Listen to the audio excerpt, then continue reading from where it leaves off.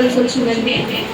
అయితే నాకు బస్ అది ఎక్కడో అది తెలియదు, టైం కూడా కలిసి వస్తుందని చెప్పి శాంపిల్ బండి మీద తీసుకొస్తానని చెప్పేవాడండి. అలాగే 4 రోజులు బండి మీద వెళ్ళేవాళ్ళండి. శాంపిల్ ఒక్కొక్కసారి టైం అయిపోతుందని స్పీడ్గా డ్రైవ్ చేయడం, అలాగే ఒక్కొక్కసారి టైం ఉన్నా కూడా అదే స్పీడ్ రన్ చేయడం జరిగిందండి. చాలాసార్లు ఇంట్లో చాలా పెద్ద ప్రమాదాలు తప్పించాడండి దేవుడు. అలాగే నేను బండి మీద కూర్చున్నప్పుడు ఫ్యామిలీ వినేవాడు కాదు, ఓవర్టేక్ చేయొద్దు, సైడ్ నుంచి లా అని చెప్తే వినేవాడు కాదు.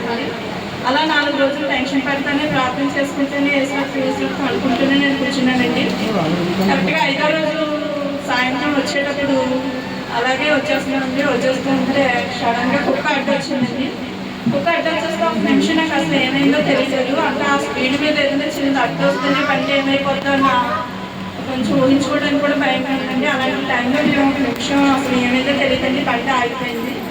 నేను బండి దిగిపోయి అలా ఒక నిమిషం అలా ఆగిపోయి చూస్తే గాయమైంది తప్ప మా ఇద్దరికి ఏమీ అవ్వలేదండి. దేవుడు ఎంత గొప్ప కార్యం చేశాడంటే ఇంటికి క్షేమంగా తీసుకొచ్చాడని చెప్పి నాకు చాలా ఆశ్చర్యం వేసిందండి. దేవుడి అయితే నా ప్రార్థన వింటున్నాడు దేవుడు అని చెప్పి నేను అనుకున్నానండి. తర్వాత ఆ కుక్క కోసం అది ప్రార్థన చేస్తానండి. అంటే ఆ స్పీడ్లో కుక్క అడ్డు వస్తే బండి ఎలా ఉంటుంది అనేది ఒకసారి చూపించుకోవాలంటే నాకు చాలా భయం వేసిందండి. ఒక నిమిషం అసలు నాకు ఏం తెలియలేదు. బండి వెంటనే దిగిపోయి చూసేసరికి శాంపిల్ బండి మీదే ఉన్నాడు. కానీ కుక్కకు మాత్రం కాలు దెబ్బ తగిలిందండి.